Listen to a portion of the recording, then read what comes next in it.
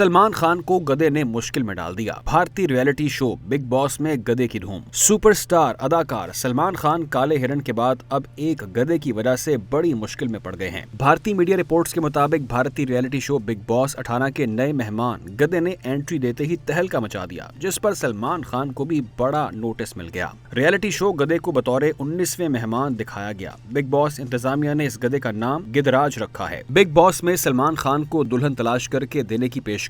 Big boss के घर में गधे की मौजूदगी के बाद सलमान खान और बिग बॉस के लिए अवामी हलकों की जानिब से शदीद रद्देमल का इजहार किया जा रहा है। जानवरों के साथ सलूक पर इखलाकी सवालात भी उठाए जा रहे हैं और जानवरों के हकूक के तहफ्फुज की तंजीम पेटा ने भी सलमान खान को नोटिस भेज दिया है। बिग बॉस के घर में गधे को रखने पर तशवीश का इजहार करते हुए लिखा गया है कि बिग बॉस में गधे की मौजूदगी पर हमें कई शिकायत मौसूल हुई हैं, जो दुरुस्त है और उन्हें कतई तौर पर नजरअंदाज नहीं किया जा सकता। सलमान खान रियलिटी शो के प्रोड्यूसर्स को शो में जानवरों को तफरी के लिए इस्तेमाल न करने पर कायल करें। साथ ही तंजीम ने गधे को महफूज पनागाह में मुंतकिल करने की दरख्वास्त भी की है।